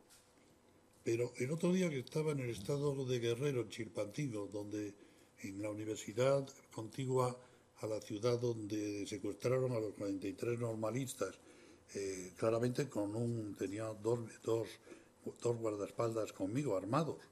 Bueno, en este momento los profesores no pueden ir sin protección por el estado civil que está en este momento y no siempre se puede dar la clase y sí, es complicado. Y claro, yo no soy miedoso, pero el que lo sea, que no vaya, evidentemente. Y vi salir unos señores con escafandras blancas del aula donde yo iba a hablar, y eso, no, es que hay una plaga de no sé qué. Por lo visto es un mosquito, no es el dengue, pero tampoco es muy cariñoso. Y entonces le dice, bueno, por lo menos ahí ya sé que han dado el potingue y espero que estén muertos, ¿no? Y entramos y estuvimos en aquel recinto. Pero a ver, un mosquito no es nada, pero si estás en lugar de plaga, un mosquito puede ser un peligro, depende un poquito de donde estés. Y finalmente reaccionar, la huida, la caza, la cópula, lo que corresponda. ¿Qué son las estrategias de comunicación? Pues una de estas 7 estrategias básicas en función de cómo ayudan a la supervivencia. Solamente se citan 6. Yo añado la 7ª, la de sanación, porque he visto a los animales curarse a sí mismos, una cualidad. Ya no hablo de animales que se reproducen partes perdidas, que regeneran, pero hablo de sanación, los guacamayos comiendo el barro de los acantilados, los cerdos decimos el animal más sucio, el más limpio. En el barro mata todos los parásitos. Lo mismo el hipopótamo. El baño de barro es lo más limpiador de la epidermis que pueda haber, claro. Pero claro, da la impresión que da es que está sucio de barro. Es una mala lectura nuestra. Por tanto, sanación había que incluirlo ahí. Hay muchos animales que se comen sus propias heces porque tienen bacterias que les limpian el estómago. Puede resultar desagradable como tema, pero es cierto, lo hacen como sanación. Es decir, la realidad no debería ofendernos ni avergonzarnos. Con el ser humano, pues las cosas cambian. ¿Por qué? Porque el ser humano trae capacidades de nuevo cuño. Por ejemplo, la capacidad imaginativa. Los animales no pueden imaginar el futuro. Ninguno. No hay un corte humano-animal, hay rasgos humanos en algunos animales, hay muchos rasgos animales en los humanos, pero, por lo tanto, cuando se dice humano y animal es una simplificación siempre que podemos aceptar generosamente, pero es una simplificación. Pero el animal no puede imaginar el futuro, puede proyectarse predictivamente.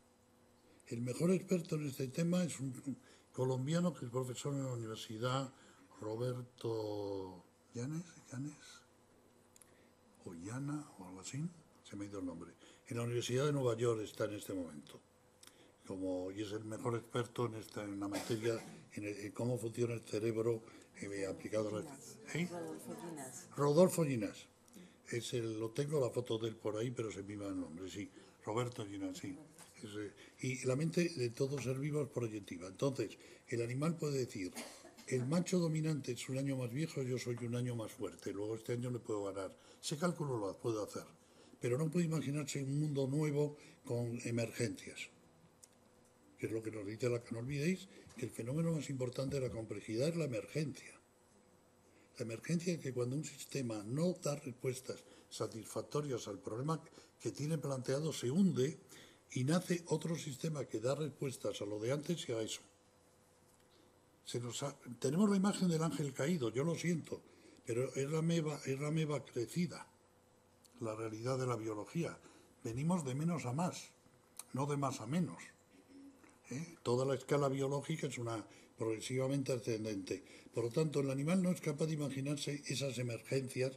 La base de la teoría de la complejidad se construye en el Instituto Santa Fe, en Estados Unidos.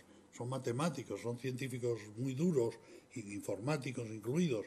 Después Atlan y Mogan lo aplican al pensamiento más abierto de ciencias sociales en Europa. En Estados Unidos son los otros. Bien, tenemos esto y ya el ser humano quiere sobrevivir. ¿Para qué vale eso? Mejor vivir. Y como quiere mejor vivir, quiere eso, no se conforma con adaptarse, transforma. Y como transforma el medio ambiente, no se da cuenta que puede producir daños irreversibles. Y en este momento, el ser humano, Hawking lo dijo hace 3 días o 4, que tendremos que irnos a otro planeta porque este no nos va a servir. Antes ya de que el Sol se convierta en una enana blanca y esas cosas feas que pasa por ahí. Estoy terminando. ¿En qué nos afecta todo esto? Qué bonito lo que dijo Rafael, pero ¿y a mí de qué me vale? Pues yo diría que al menos, yo diría que bastantes cosas, pero al menos en 3. Si la estrategia es otra cosa, las estrategias no deben hacer como hacían antes. Rafael, quiero la estrategia de comunicación para el 2016. No, hay que vivir estratégicamente en el día a día, hay que pilotar. Y eso implica instalar un sistema de comunicación, de captación, de relación con el entorno, yo le llamo sistemas estratégicos relacionales. Son relativamente fáciles de implantar, ahora pongo un par de pinceladas y le llamo el SIER. Por ejemplo, ¿quiénes están escaneando el entorno hoy en las empresas? Los comunicadores, el DIRCOM, el Departamento de Comunicación. Yo tenía consultorías externas, mis ejecutivos a las 7 de la mañana, 8 cuando entraban, tenían en el ordenador todas las noticias de sus clientes en formato digital. Las organizaban, las sistematizaban, hacían un informe y se pasaba con advertencias o sin advertencias al cliente. Por lo tanto, esa función la estamos haciendo en parte los comunicadores. Se trata de hacerla de una forma mucho más organizada. Escaneemos de verdad el entorno. Hagamos business intelligence. También lo he hecho mucho para mis clientes. No es tan complicado.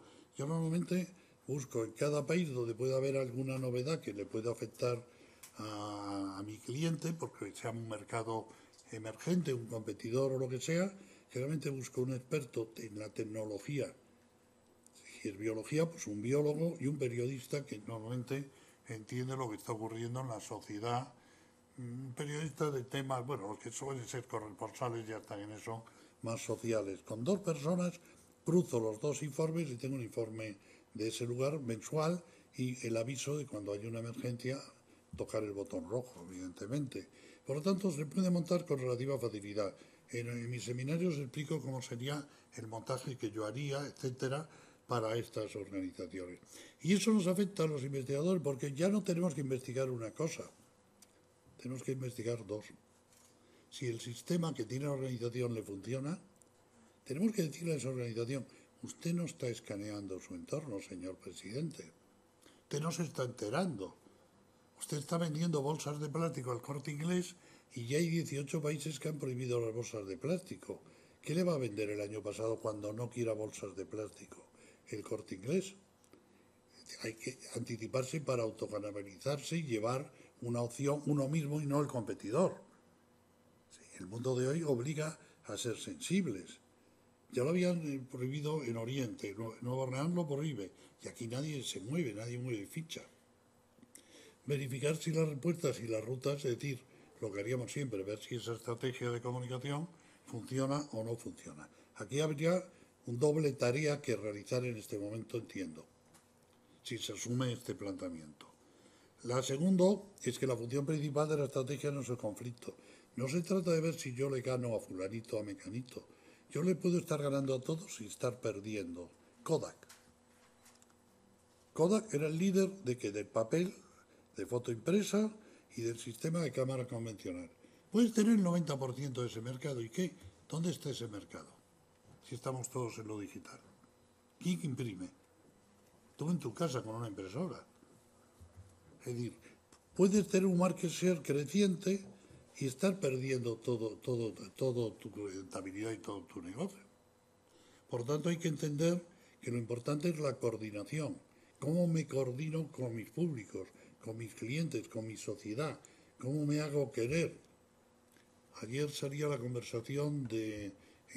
yo trabajaba para Gillette y Gillette tenía campañas internacionales hechas en Alemania y entonces eran muy germánicas. Cogía un avioncito, el sabio científico alemán se subía al borde de la cuchilla de Gillette para decirnos que había teflón, que había no sé qué, que era suavizante, y en cambio había otro producto de Gillette que era malo y le habían vendido la patente a una empresa española, Filomatic, y usaba un cómico español llamado Gila y dice, vale más un buen puñetazo en el hígado que un mal afeitado. Y qué gustirrinín era la frase aquella. Pero a la gente le caía simpático Filomatic y antipático Gillette. ¿De qué valía ser mejor? De nada. Es que el juego es otro, que es un tema. Por lo tanto, hay que ver cómo nos conectamos de verdad, cómo nos coordinamos con la gente. Ya no es la estrategia del conflicto, ya no es el conflict management. ¿Eh?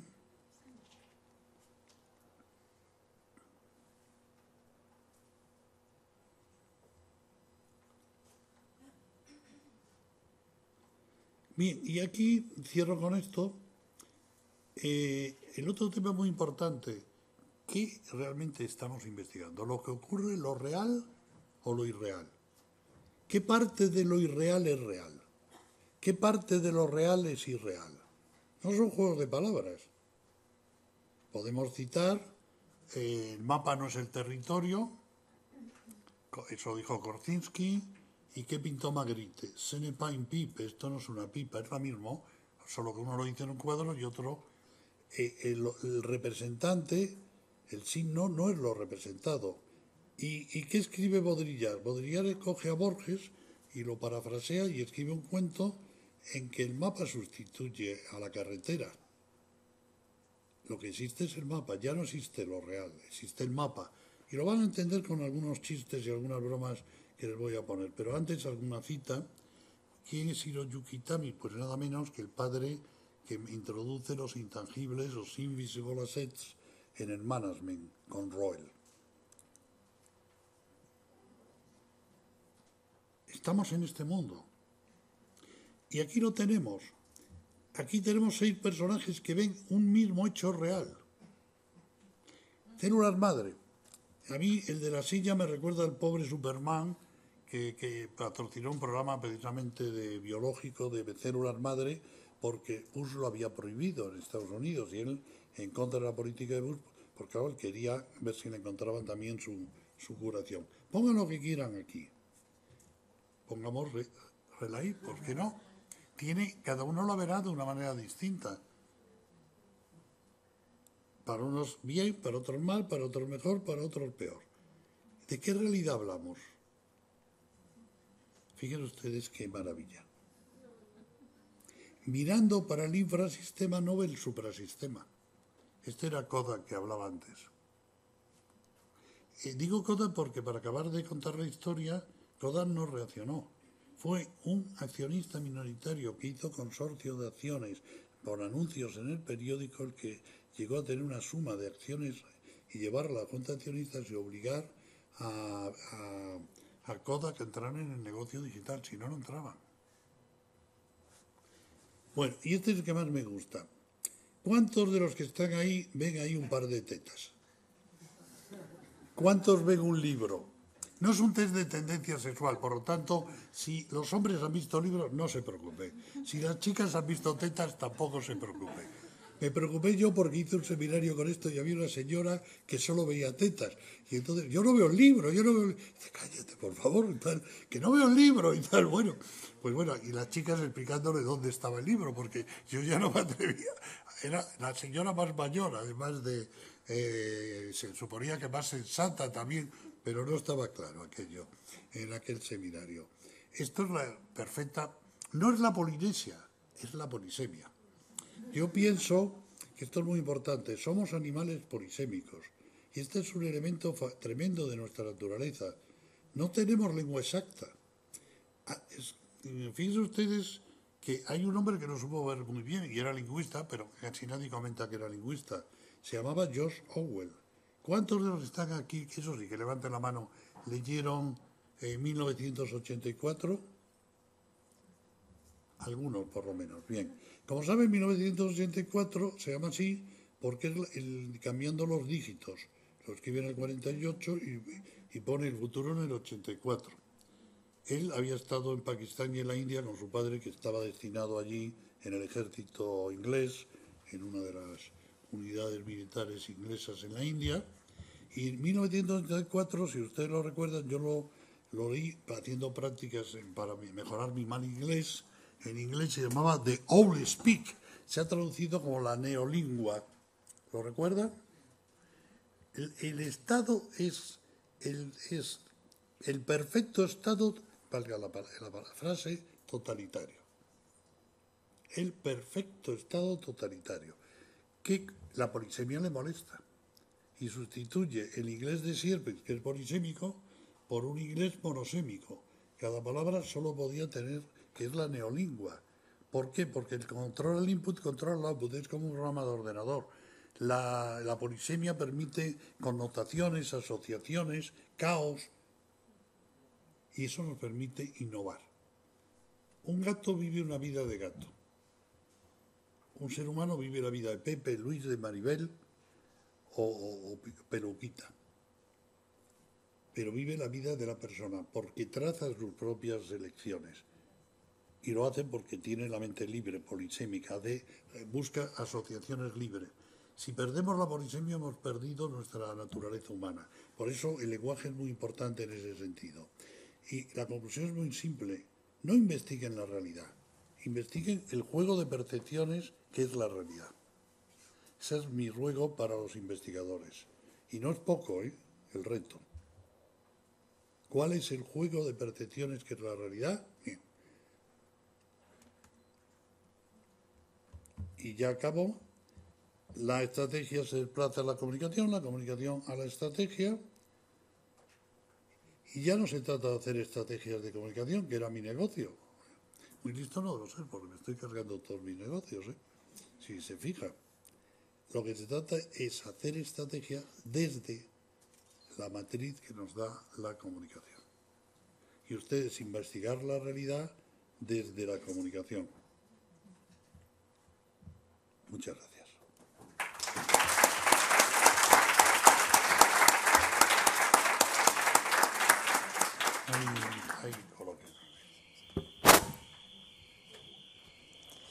Bueno, gracias al doctor Rafael Alberto Pérez por dejarnos inquietos en la forma en la que debemos diseñar nuestros proyectos de investigación. En este momento vamos a abrir para preguntas. Tenemos micrófono si alguien quiere entonces hacer alguna intervención. ¿Sí? Acá, por favor. ¿Tienes el micrófono? Gracias.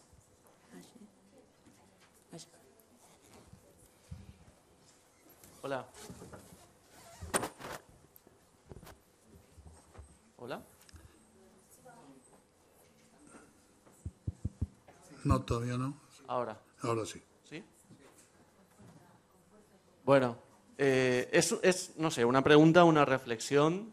Me ha gustado, como siempre, escucharte, Rafael. Muchas gracias, por tus aportaciones. Tengo una observación que me surge un poco de la duda de las cosas que estabas comentando y de cosas que nosotros explicamos a los alumnos en cuarto de publicidad. Y estamos hablando, has comentado que las estrategias funcionan en diferentes ejemplos de sistemas, incluso alguna vez has comparado o has dicho que la estrategia puede llegar a ser parte o podemos entenderla como un sistema. Pero si estamos hablando de sistemas abiertos, como es el sistema social, económico en el que nos desenvolvemos, en estos sistemas abiertos no podemos predecir el futuro. Eso es algo que nosotros explicamos el primer día de clase en sistemas y procesos, ¿vale? Porque son capaces de autorregularse, pero no sabemos cuál va a ser el estado final de esa autorregulación que ellos desarrollan para seguir viviendo o para seguir funcionando, ¿vale? Entonces, mi pregunta va por ahí. Si no sabemos cuál va a ser el estado final del sistema, hacia dónde tiende ese sistema, ¿cómo puedo desarrollar una estrategia para seguir vivo en un futuro que no sé cuál va a ser? Esa es la pregunta. Y un poco aterrizándola por si no me he explicado bien. Esto se llama un amigo. Con esa pregunta. Muchas gracias. Y un poco es, si con el ejemplo, para concretar, del mamut, ¿cómo puedo decidir qué voy a hacer antes de que vea el mamut? ¿Cómo puede Kodak, la empresa de papel y de máquinas de fotos, decidir cuál es su proceso de adaptación a lo digital antes de que aparezca lo digital? ¿O cuándo empieza? Bueno, voy a tomarte la primera parte. Lo del mamut, no sé si realmente la pregunta es antes de que aparezca el mamut o antes de beberte la botella, pero bueno, no lo sé. Pero bueno, en la primera parte. En primer lugar, porque es falso que la estrategia sea una ciencia predictiva. Es falso, no lo es. Por tanto, estáis muy bien diciendo que no se puede predecir el futuro. La estrategia lo que hace hoy es apoyarse en la prospectiva. Desde Michel Godet, básicamente, hay una segunda perspectiva que se llama estratégica o se considera estratégica, que te da los escenarios si quieres trabajar rigurosamente, porque yo, que soy muy intuitivo, prefiero imaginármelos yo, pero no me molesta que me los den también, ¿no? Asumo los míos y los otros. Entonces, el tema es que solo hay una opción, que no es el futuro nunca será una proyección del pasado. Lo es el error es que aplicamos resoluciones del método animal a un problema humano y no nos funciona precisamente. Proyectamos el pasado y no funciona porque no va a ser. Entonces, lo que es importante es cómo eres capaz imaginativamente de crear escenarios en los que introduces emergencias que tú consideras que podrían, no digo ni que sean probables siquiera, porque no tiene por qué haber ni siquiera, a lo mejor triunfa, y lo sabemos muy bien, en el borde del sistema, la opción que tiene más posibilidades en teoría del caos es la más improbable, es la que más posibilidades tiene de salir adelante. Por tanto, los que trabajen con los viejos esquemas de proyección, probabilidad, linealidad, y con las nuevas teorías lo tienen bastante crudo. Por tanto, la clave está en que tú... Después hay otra fórmula, que es muy bonita. Yo estoy trabajando, y lo cuento ahora porque es muy bonito. Llevamos un año, y es fácil, bonito y duro a la vez, trabajando con una persona que es ingeniero domótico. Bien, esto lo presenta respetable. Que realmente es un mago. Pero si yo es un mago, no lo vemos. Un mago es un chisgarabí, un mago es un señor con una chistera y un conejo. Bueno, pero el mago, ¿qué consigue? que puedan ocurrir cosas que tú a priori has decidido que no pueden ocurrir, improbables, impensables, poco posibles, metas que parecen imposibles. Entonces, él lo que hace es que tú vayas construyendo la opción que te permita construir eso que parece imposible. Volar era imposible. El otro día vi una crítica muy fina, muy bonita, a un señor que dijo claramente que volar era imposible porque todo lo que pesaba más que el aire se caía. Y el señor decía, pero ¿no habrá mirado para los gorriones el condenado? Bastaba mirar para los pájaros para ver que sí se podía volar pesando más que el aire. Y dice, pero a veces vemos, pero déjame que crea para que vea, dijo Manet, el pintor. Déjame que crea para que vea, no que vea para que crea. Que ese sería más Santo Tomás, metiendo los dedos en la llaga. Por lo tanto, hay que crear a veces el enfoque, se llama estrategia. Estamos haciendo este modelo que es una mezcla de mi modelo estrategar y el suyo, que viene de ilusionista. Un modelo en el que intentamos que la persona consiga construir con los demás lo que él quiere, aunque los demás le ayuden, pero no en complicidad, sino en una coordinación que es la que hace el mago. Todo el mundo hace lo que él quiere y al final, creyendo que no le van a ayudar, le ayudan. Entonces, tenemos que inventarnos... Por eso, confundir el estratega con el planificador es un error de tal calado. El planificador actúa prudente, racionalmente, coge un sistema, lo desmenuza, hace prioridad. Hombre, es muy triste encontrarte como me encontré yo con una modelo carísima y nadie había hecho el ficticio del envase en un rodaje de un spot. Ah, pero no lo mandó el cliente. Nadie se había preocupado por ese pequeño detalle. Hubo que rodar otro día pagando 2 veces al director, al productor, a la cámara, a todos, y a la modelo carísima, porque nadie había mandado el modelo, el traje, el producto, lo que fuera. Claro, hace falta buenos planificadores y buena planificación. En estrategia hace falta mucha imaginación. Yo creo que otro de los errores muy graves es la idea que a veces sale un estratega en televisión, analista estratégico. ¡No! Porque ir al diccionario de la RAE es lo primero. Yo quiero firmas para cambiar el RAE. No, apoyarme, por favor. Dice fraccionar un sistema en partes menores y darles no prioridades, fraccionar y estudiarlo por separado. Eso es el segundo principio del método de Descartes, siglo XVII, y se quedó ahí. Muy bien, pues si yo para analizarte a ti te tengo que fraccionar, lo tienes crudo tú y lo tengo crudo yo, porque no te puedo devolver a la vida. Y como si te devuelvan como mucho, como un Frankenstein, como la criatura, no como un Frankenstein. Y segundo, yo me voy a la cárcel porque he cometido un crimen. Entonces, analizar no es ya fraccionar. Lo que tiene importancia en ese señor es él, es su vida, son sus interrelaciones. Y hoy tenemos métodos como la dinámica de sistemas que nos permite estudiar y no solo las interrelaciones, sino cómo se mueves una variable, cómo las demás tienen que moverse también, ¿no? Esto lo hace muy bien Francisco Sierra desde la Universidad de Faro en el Algarve y algunos otros. Por lo tanto, el que crea que puede seguir utilizando el mismo arsenal para analizar, para investigar, para actuar, que usaron nuestros padres o nuestros abuelos, o que usé yo mismo de joven, se equivoca, no funciona ya, ¿no? Yo reivindico el estratega imaginativo, sobre todo, creativo, imaginativo. No sé si con esto te he contestado, pero es la mejor que tengo. No sé si es la buena, pero es la mejor de las que tengo. Había alguien más, me parece. ¿Alguien más? Las filas delanteras se animan más, a ver si alguna trasera se anima también por ahí. Maestro, muchas gracias por enseñarnos y compartir todo esto tan maravilloso con su experiencia. Pues nosotros desde la red venimos haciendo un trabajo de 5 años, usted ya lo sabe. Entonces, pues lo que usted ha compartido hoy me hace que surja una pregunta muy valiosa con la que acaba de mostrar en una tira cómica. Porque usted menciona 3 aspectos: la estrategia, la comunicación y la percepción. Pero, ¿cómo hacer posible que lo estratégico haga parte también de un trabajo colectivo? para que todos tengamos una visión compartida. Porque cómo unir esa comunicación y esa estrategia para que tengamos no una percepción tan alterada, sino más bien con una visión compartida, que creo que es lo más difícil desde la complejidad del ser humano. ¿Cómo lograr ser estratégicos desde la comunicación en red? Sí, hay dos maneras. Una es en la propia construcción de la visión. Es decir, muchos libros, yo creo que hay bastantes ya y son buenos, proponen que el trabajo del estratega en la empresa sea trabajando con los empleados, vaciándolos, haciéndoles participar, los recursos humanos, si no nos gusta la palabra empleado, ¿no? Por lo tanto, a base de reuniones y comisiones y más reuniones, tú vas co-construyendo. La idea es co-construir.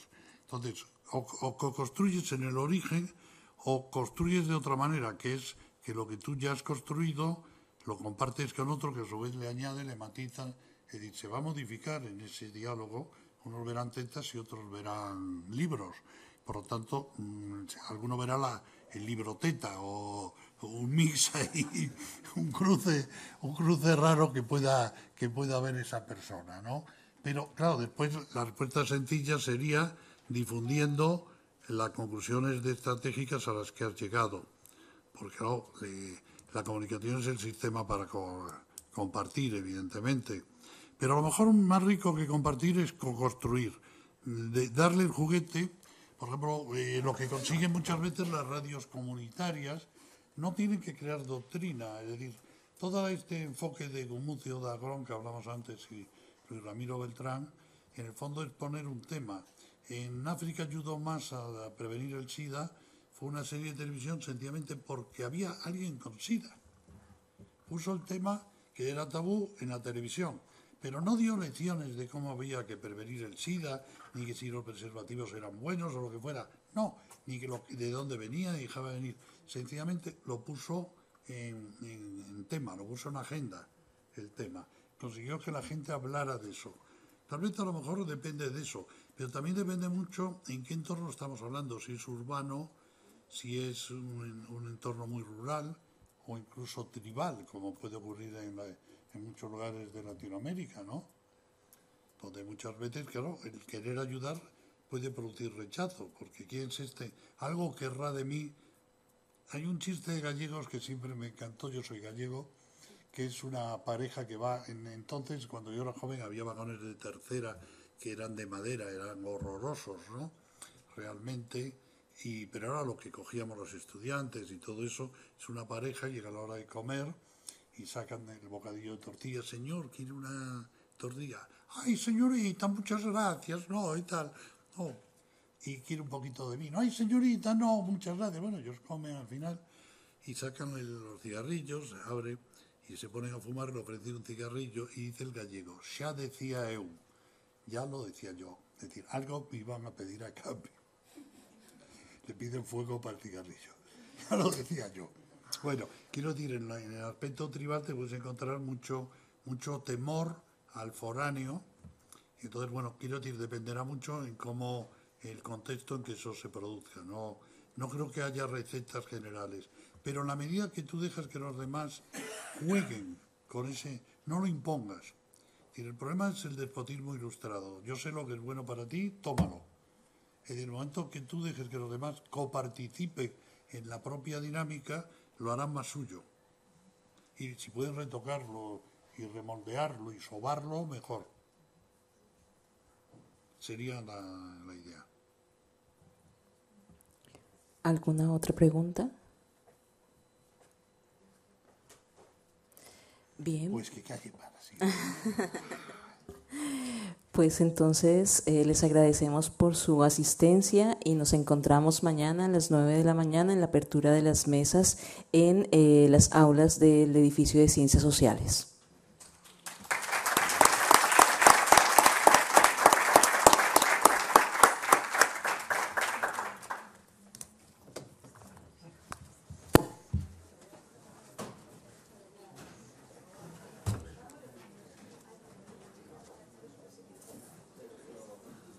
Ah, sí, Victoria, que tú sabías de esto. ¿Cómo lo...? Sí, vamos a cerrar. No, está desconectado eso. Espera. Hay varias cosas que... Eso es. tú A sabes. llevarlo a la papelera. Porque yo iba a anotar y no lo anoté mucho, ¿no? Mira, Rafael, lo llevo a la papelera y le doy a la papelera a vaciar, ¿sabes? Y ahora, ¿ves? Eliminar, sí. No, lo que tú hagas está bien hecho. Ya está, ya no está.